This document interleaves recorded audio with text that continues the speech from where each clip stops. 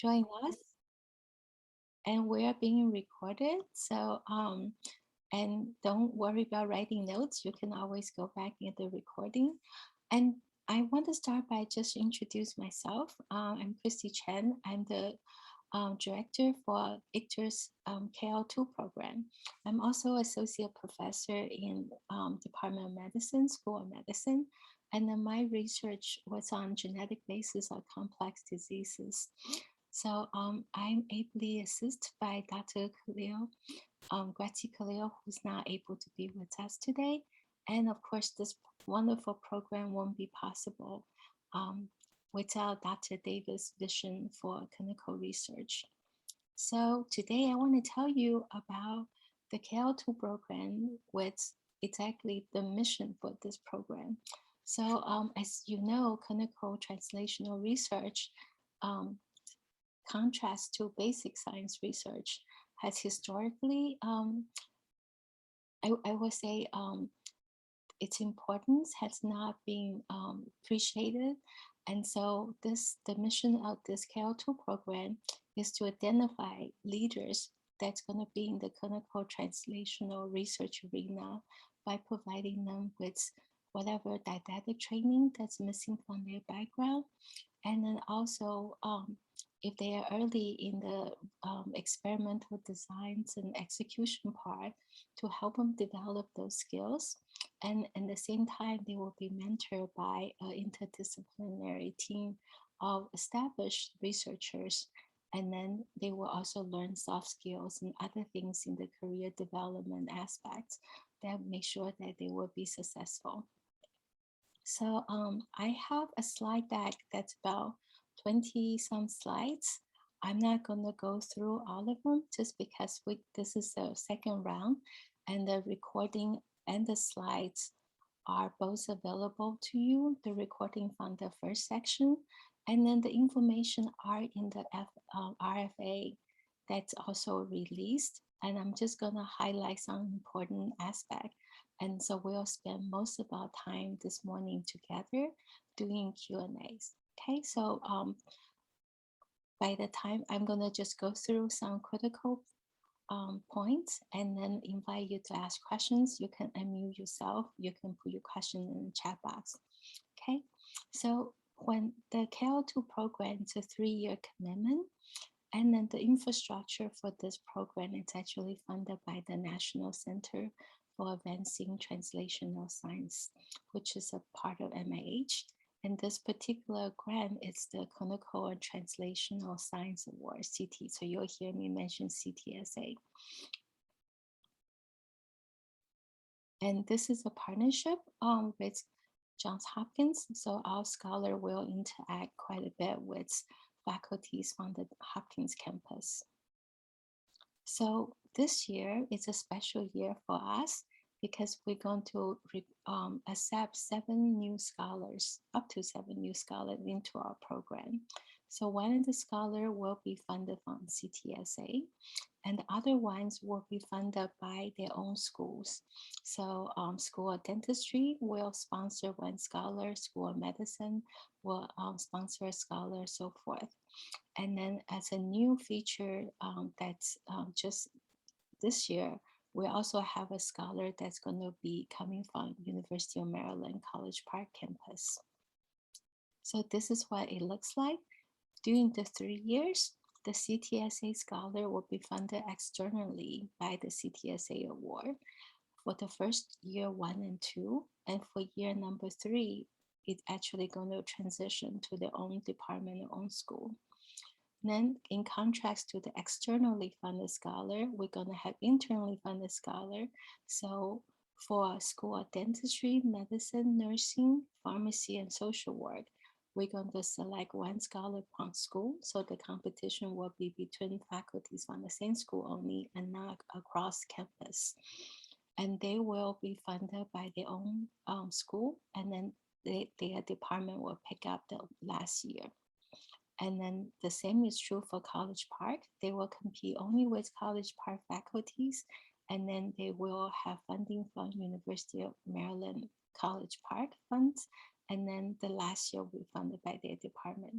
So this is a little confusing. It happened quite seamlessly, and the money will get moved, and you don't need to be actively involved. You'll get a budget and so forth if you're the scholar from those programs.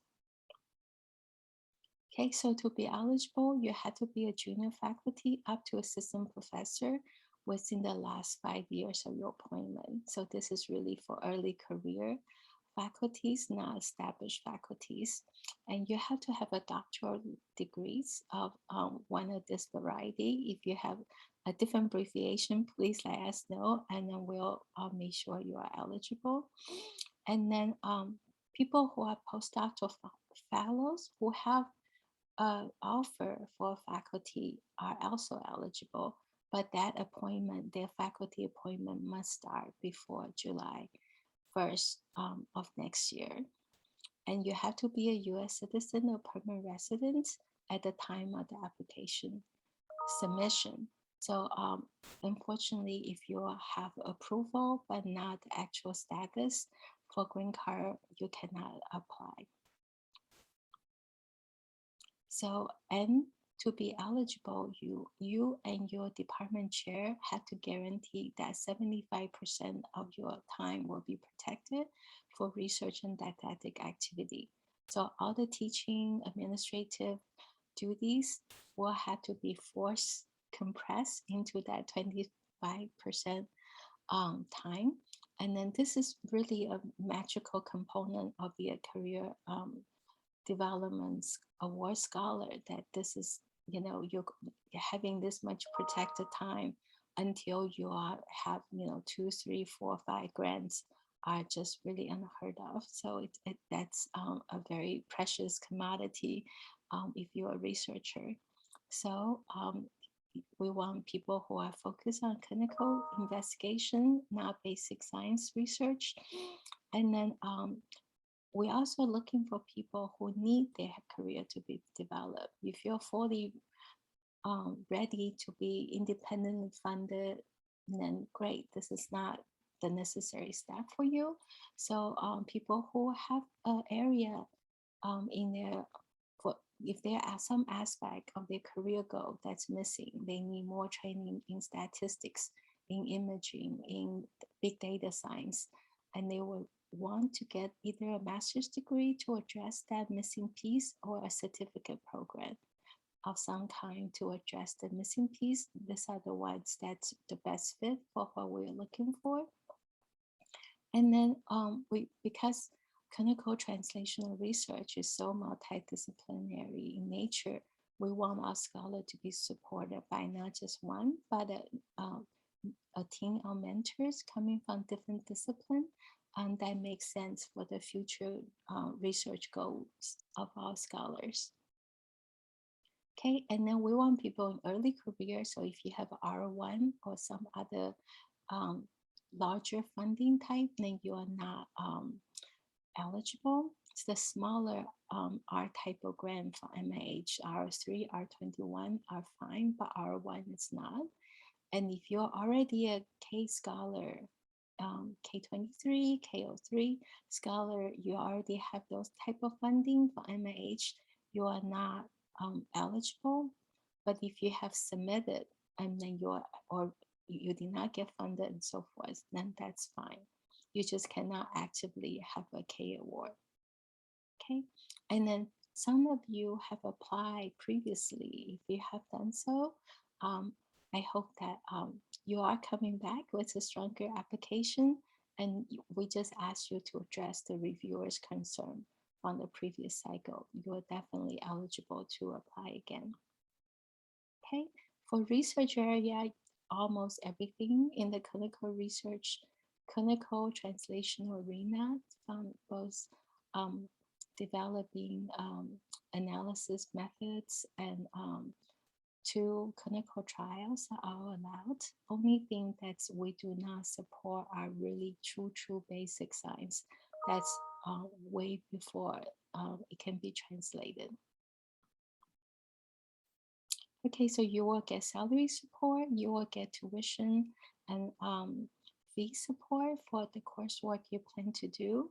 And then there's also funding for research and some travel fund. So the travel fund will pay for the annual um, translational science conference that's typically in DC. So that's the one meeting you are required to go the first 2 years. And then whatever remaining fund can be spent on meetings within your specialty. So besides protected times, didactic courses, we expect you to meet with your mentors, and then we also require you to attend career development activities. Those are seminars in clinical and translational research, and the meeting I talked about, and also to meet together and with your um, equivalents from Hopkins to discuss your grants and then develop the next award you're going to apply to. And then also use a lot of resources that ICTR offers, especially the biostatistical support. So it looks essentially like this. The first 2 years, you will be focused on didactics, and second year on leadership trainings and submitting your KU award or R award, depends on where you are. Most people submit a K award in year 2. Then there are seminars and, of course, conducting your research. So we expect you to complete those didactic training with the first year, hopefully, and maybe some course will spill into the second year. Submit the K23, attend meetings, and then I'll also provide you with a progress report annually, so we'll know where you are, how we can best support you. And this is important. Many of you are probably have a mentor in mind already, or you're shopping for one. So you want someone who is established, successful senior investigator that has a track record for helping junior faculties and who take pride and make that a priority of their career. And then they are committed to meet with you at least every 2 weeks to provide feedback on every aspect of your career, not just your project, but also promotions, other types of negotiations, and grantsmanship, and so forth. Collaboration, introduce you to people. So we expect all of that from your mentor. And they have to submit a report as well to us. And we're also going to make sure that if they are not formally trained already, they will attend a mentor skill development workshop that's offered by School of Medicine to make sure they do have the skill and they are fully aware of their responsibilities as your mentor. Okay, so this is just again timeline where the evaluation occurred, and then the first few weeks, basically, since you become a scholar, we'll get to know each other quite well, and then we will formulate a individual career development plans, get all your goals on paper, have agreements with your mentor established, and make sure you're using ICTR resource to jumpstart your project and so forth. So then, we will check in occasionally, and we also meet monthly to just provide peer support and peer mentoring to each other, and then troubleshoot anything that's going on. Also to celebrate all the wonderful things that will happen in the next 3 years. Okay, so we are integrated with Hopkins. There's a monthly seminar that it's actually either a seminar or one of the scholars is doing a grant in progress presentation where everybody can jump in and give them feedbacks. It's actually really cool because you can talk about a project you're about to write a grant for, or you can get put a summary statement and all the critiques on in the presentation, have everybody help you troubleshoot and give you feedback. And sometimes we even talk about how people overcome those negative comments and become funded, and so everyone can learn from each other. Okay, so they're discussing and providing feedback or grants in progress. And then you also can join writing groups where I'm sure you might heard a writing accountability group where you are committed to write and have goals for your writing and then hold each other accountable. Um, and writing it's a muscle we had to learn to exercise regularly. And then it's really a key point of academic success. So the Catalyst series, I'm not going to go into. So they are just I have topics of several past workshops, and then so those are very helpful. And then while you're applying to the KL2 program, if you're going to do a master's program or certificate program, I mean, you are required to, you actually should apply at the same time. So here's a link to apply to the program at University of Maryland, Baltimore. And then some of the more popular programs are listed here. And then if you already have advanced degree, so um, somebody have an MD and a PhD. We have people with 2 doctoral degrees of, various combination. You can argue that I don't need another degree, but I do need this course, and I need 3 classes in these 3 topics.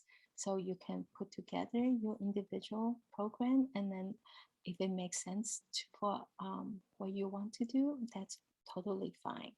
But most applicants are doing either a certificate or a master's program. So the application's online, and then there's a cover letter, there's personal statements, and then it's a research plan. So on the ICTO website, there's more detailed direction on what each component should contain, and also some recommendation from MIH on how to put together a really compelling and successful career development awards. And then I also just want to stress, we highly, highly encourage people from underrepresented minority group and or other disadvantaged background to apply. Okay, so the application should have, of course, highlights what you have done, and it also requires nomination letters.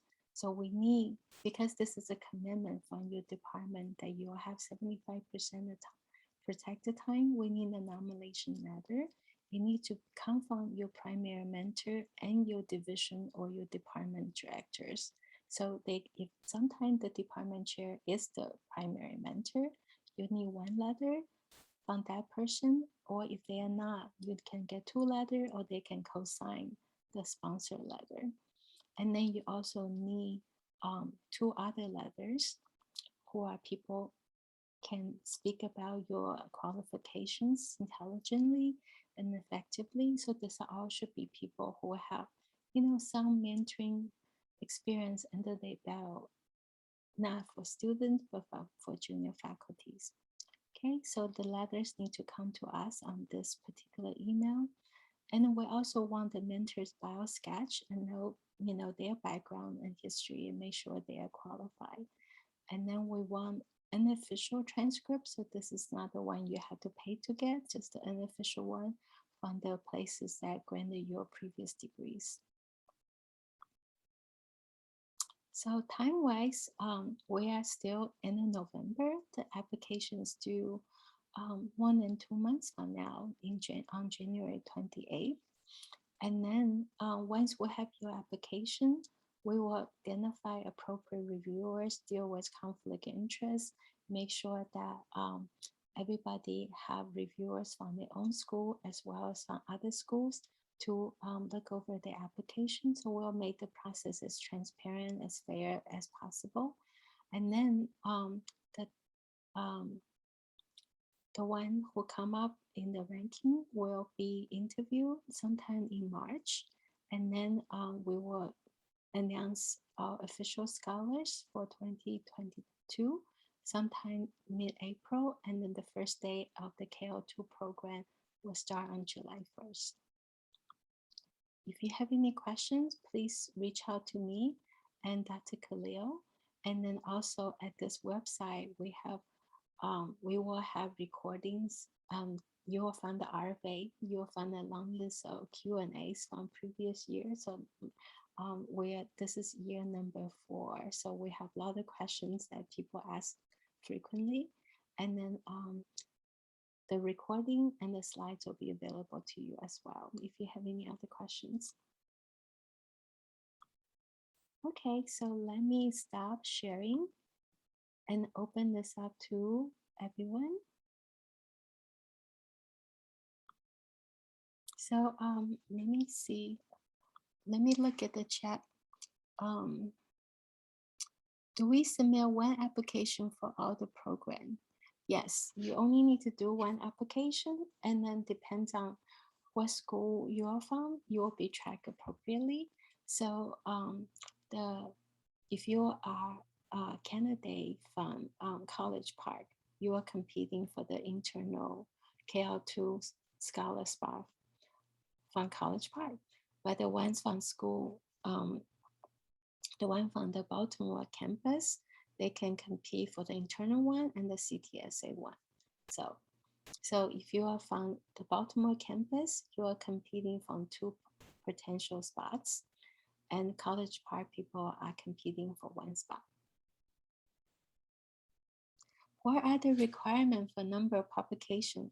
Now that is magical questions, right? So we're looking for people with some track history already. So if you have never done research before at all, you know, that will probably be, we have had people who are purely almost 100% clinical experience, but they have very compelling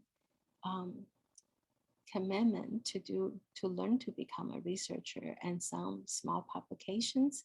And then if that person was the best candidate from that particular school, they could possibly, you know, get selected, and then we'll work with them.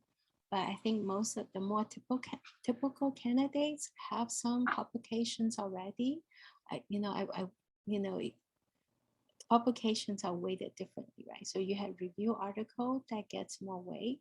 A case study, a research paper gets more weight.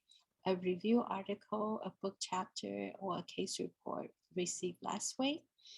And then if you are first authors or the reporting author, the corresponding author, those paper gets more weight. And we would like to see people who are, the most competitive applicants are getting ready or have transitioned already from first author to senior author. So they're already demonstrating independence. And so those are the most, the paper that speak the most to our reviewers. The actual numbers are not that critical, but it should not be 0. I don't know if that answered your question. I think, yeah, Doris asked that question. So if that's not clear, you know, please let me know, and I can also clarify privately. And also, you know, for the CTSA, it's a big competition across many disciplines. So school pharmacy, school of medicine, and so forth. But the internal KL2 scholars are competing with their cohort within their school, right? So there might be different standard between school of medicine and school of dentistry, but for the KL2 scholar, the play field is actually level, and we will apply whatever standard for your field in the selection process. So that's why this is a particular important year for you to apply, because the internal KL2 scholar is only 1 time every 3 years. So if you want to compete only with people from your own school, this is the time to do it.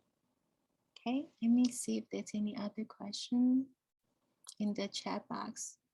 Okay, so you know, please feel free to turn your camera on. We can discuss other aspects of the selection process and what this program typically provide to. I will be happy to to answer any questions about our existing scholars. So now we have, we have 8 scholars in our program. And then they are all junior faculties, and then some of them enter as an instructor and became assistant professors once they were a scholar. Some apply while they're they have an offer, so they actually became a scholar on day one of their faculty appointment. And then so we have one scholar who has applied to a K23 and then it's waiting just to find out if the funding is going to be worked out favorably, because she's right at the cutoff line.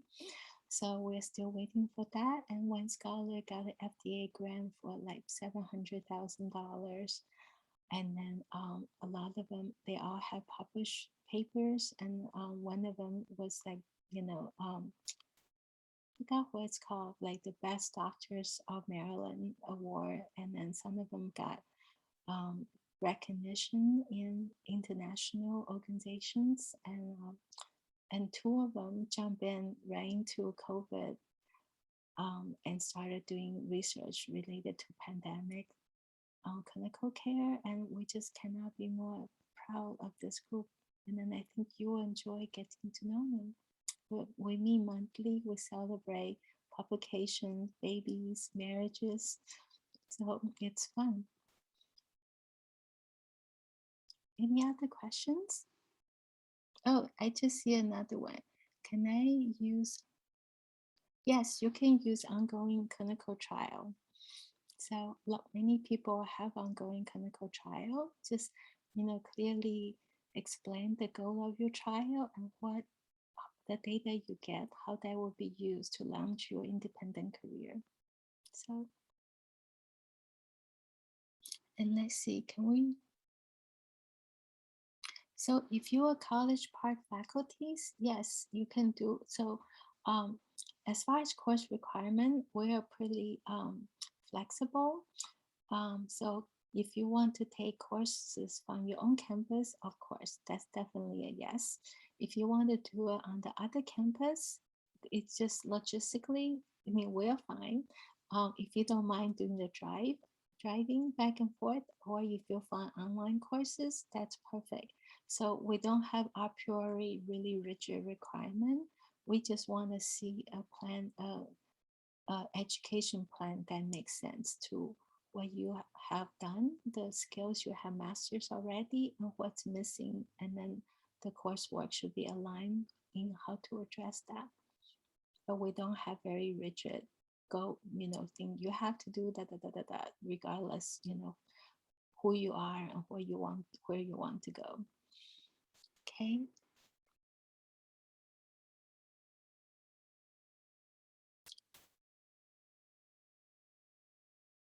Can you apply a master's program you are already accepted? So if you're being accepted into a master program, yes, you can just say, I'm already in a program and these are the coursework I'm going to complete as a KL2 scholar. You don't have to be applying to a new program. I think that's the questions.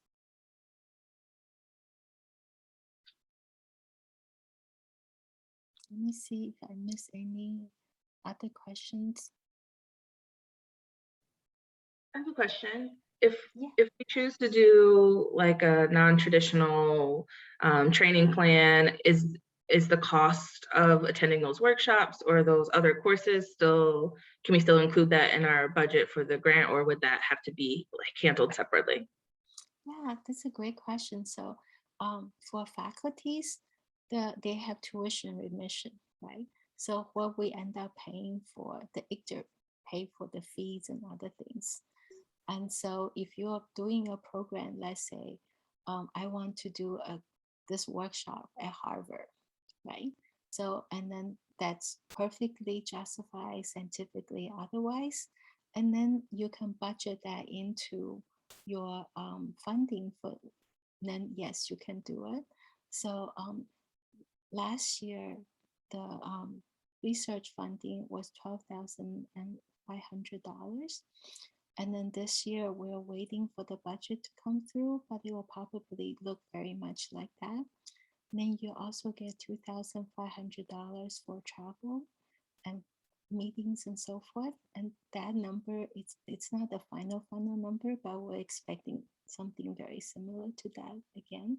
So, you can definitely take part of the research funding to pay for coursework you need to do, as long as it's like, if University of Maryland has one that's really well respected and you want to do the Harvard one, we will be, So, but if it's like, this is the only place that offer it, and then it's either online, something that's obviously doable, right? You can, if it's a course you say, I need to be in San Francisco for 6 months, but then I have all this other clinical duties, and so it just need to make sense.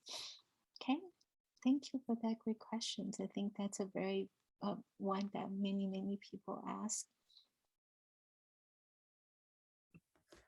Hi, I have a question.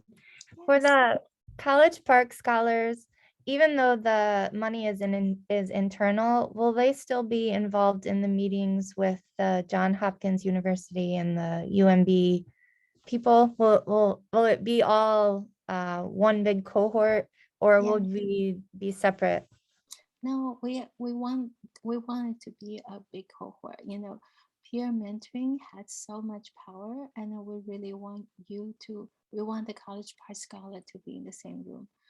At least for now, everything's virtual, so there's no barrier for attending. So the career development courses are mostly, if not all, done online. And then the writing groups and so forth are all online. And so I don't see any barrier. Um, I, I, this is the first year we're having a College Park scholar. So there, I'm sure some things that need to be sorted out later. But the philosophy is very much, we want you to be a member of this cohort and then interact and learn and support each other. So yeah, definitely we we meet monthly to just discuss whatever needs to be discussed, and it's very much like, I have recruitment issues, what do I do? And everybody jump in and troubleshoot. I got this comments from a reviewer for my publication and and should I aim for a higher journal, or should I get it out as soon as possible? How do I deal with mother-in-laws? Just all kind of family work balance, supporting each other. And I think that definitely the College Park scholar will get the full thing. And then when they submit a grant, some of you also know me as a grant writing coach. So I've been very lucky and very successful. And then I have decided to turn what I do effectively into something I can teach to others. So you will get more mentorship when you're ready to submit grant. And then definitely, I also jump in when there's negotiation, conflicts, mentor, mentee expectation issues. And then, so yeah, so we expect the College Park scholar to be a part of this community and participate in every possible way. Okay, that sounds great. Thank you. Mhm. Thank you. So it is a new program, so we intend to integrate everything. So but I just don't have all the specific yet, because this will be first for us. Yes, Doris. Yeah, I have a question. Thank you for your responses, Dr. Chang. Mhm. I may have missed it, but what is the maximum total budget amount for the scale two? Oh, okay. So it's depends on everyone's salary. So it's up to $110,000 for salary support. And then in addition, you get, this is again the number that budget people have to let me know, but we expect it to be about $12,500 for research funding. So that can go to pay for research subjects. It could be salary support for a part-time technician, your study coordinators, and buying reagents, and then you get $2,500 for a conference and so forth. And then so that could pay for the meeting that CTA scholars or KL2 scholar are required to attend, and then whatever is left, let's go to whatever meetings in your specialty. And there's some flexibility, you know, if you want to go to another meeting and it's going to cost $1,000 more than what we put in the travel fund, and we'll let you use your research fund if you have, you know, access there. So you do submit a budget justification once you are admitted into the program. So we'll see how the money is allocated, and then I will look at them and prove them like I would do any other NIH grants. Right? I look at the budget and say, oh, this is too little money. This is and then once it's approved, then you go through. We will tell you the contact person that you go through to make your purchase and or to compensate subjects and whatever. And you get a bi-monthly budget update to let you know where the money went and what the current status is. Okay, thank you. So the training grant amount comes from the school from your tuition remission?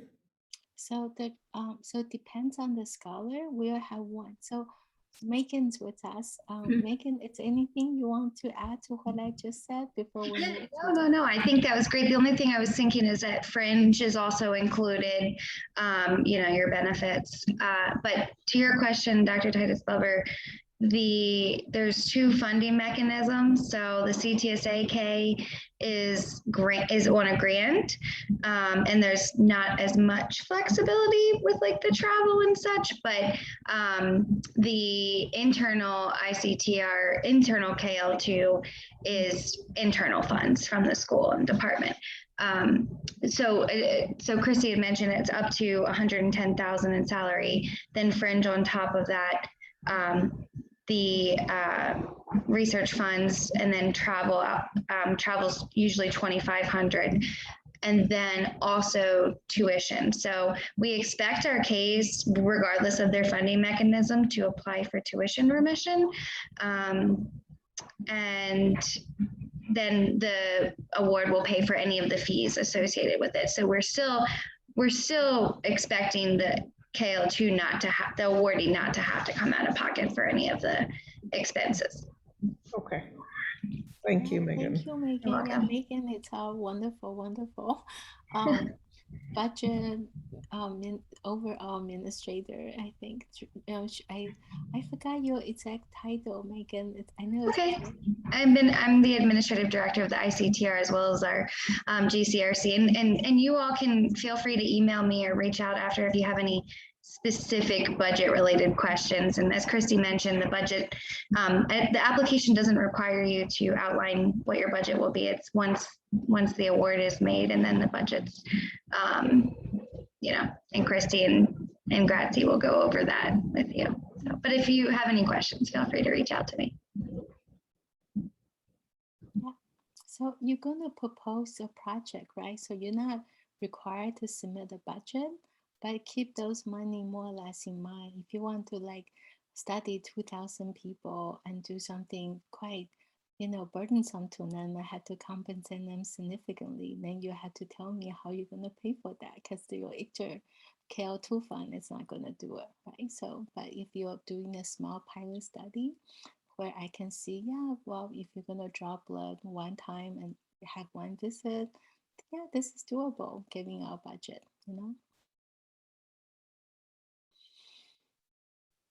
Hello, Dr. Chang. Can I ask a question? Please, So, go ahead. okay, so I was trained. I got my PhD of computer science, and so about the MS program for our training. So which do we have a specific requirement to select which training program or MS degree program? No, you don't. I would say this is really what this determined by your career trajectory, right? So you're in computer science. and I'm not familiar with the research you're doing now.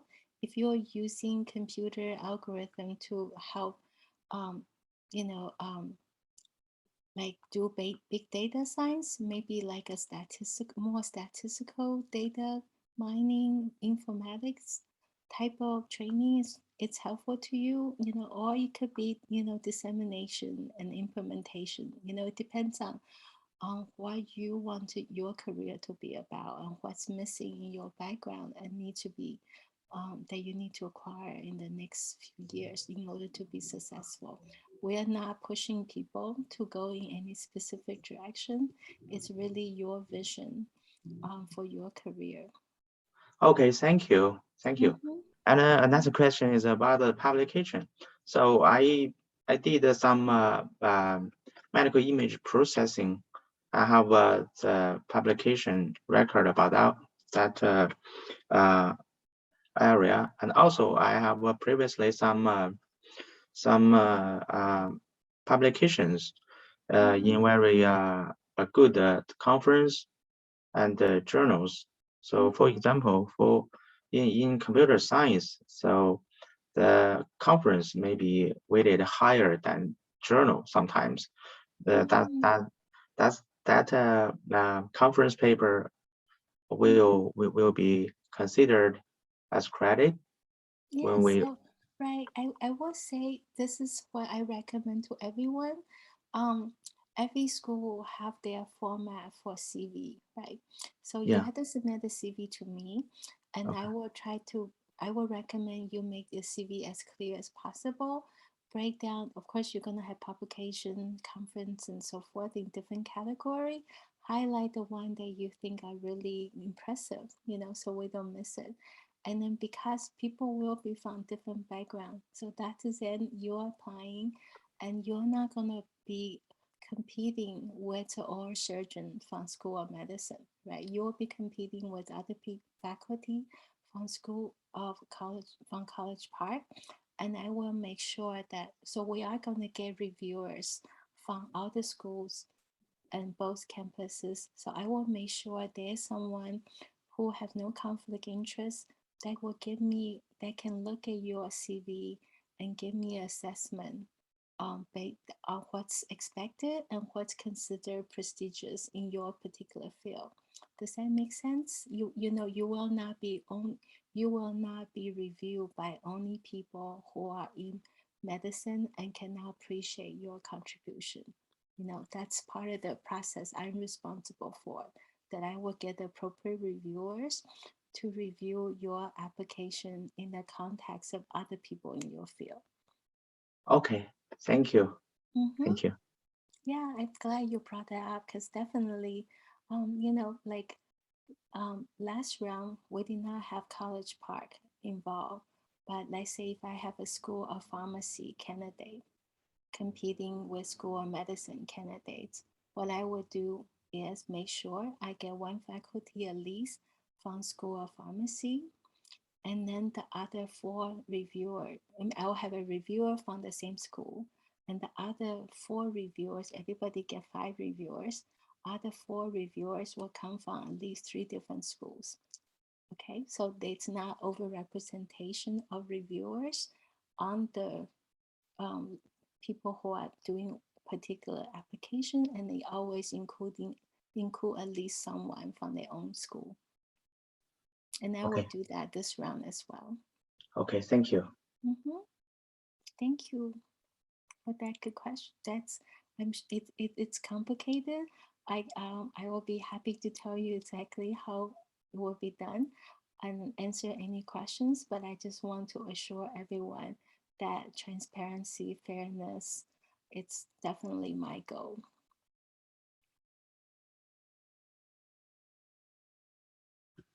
Okay. Any other questions? And I don't see anything else in the chat. And definitely, please feel free to email me and let me know. If there's a anything we cannot resolve by email, I'm happy to hop on Zoom as well. And then definitely look at the recommendations on how to put together a career development award. It's a different process than a straight grant application because you're selling yourself, you're selling the mentors and not just the science. Okay. And this is a great process to just get yourself ready to write, excuse me, to, look at some sample applications and see what it looks like, the tone of the writing. It's a great exercise. I Okay. have a question. Should are there specific like research priorities for this award, or should it just be aligned with where we want to write a K-23 for the end of year 2? I think if you're applying, you should be already interested in clinical translational research, right? So just, it need to be an area that excites you, right? So it's not something that's, over and done with. And then something that, you have something, you have, I would say, a unique background to contribute to. And then this is not just for the KL2 application. This is how junior faculty's research program gets laid out, right? You find out, what can I do that's aligned with my passion, aligned with the needs of our field, and that I'm uniquely qualified to do. That's, we don't want to do things that there's 200 people more qualified than we are to do, right? So something unique, and then something that you have most of the training, but they are missing pieces, right? And that's, I have missing pieces still. So, and then how you're going to use the 3 years and protect the time to address those missing pieces, and what a long time goal, your, long-term goal looks like, right? So I think it's like writing any grant where you say, what the field needs, then what I'm going to, the specific question I want to address, then you say, why am I qualified, what I need to do still to be perfectly, eligible and qualified and ready to tackle a difficult problem. So Thank you. work with your mentor. It's, walk through the process and say, maybe you have 3 ideas, pick the one that's most feasible and exciting and go with that one. Thank you so much. Mm-hmm. Yeah, and then I think also look at your local environment, right? There are some projects, you don't want to do something that the senior faculty is really, really good at doing already, right? You want your niche, finding your niche is very important for junior faculties. So, ideally, regardless, independent of the KL2 program, I want all of you to be uniquely qualified to do something in your department, right? So that's how you have longevity and satisfaction. Okay, and well, I'm definitely here for you. We're almost out of time for an hour, and then please, I might not answer email on Thursday, but I'm pretty quick. And then I want to wish all of you a wonderful holiday. And then I hope you applied, and I look forward to get to know you through your applications and hopefully through interviewing you. So thanks again for attending. Thank you. Thank you. Have a Bye-bye. nice holiday. Bye, Bye-bye. everyone.